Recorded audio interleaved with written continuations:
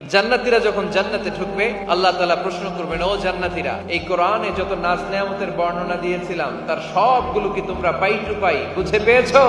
জান্নাতীরা বলবে পেয়েছি। হঠাৎ এক জান্নাতি হাত তুলে বলবে, আল্লাহ একটা জিনিস তো পাই নাই। সবাই বলে পাইছি, তুমি পাও নাই। কি পাও নাই? কয় আমনেরই তো পাই নাই।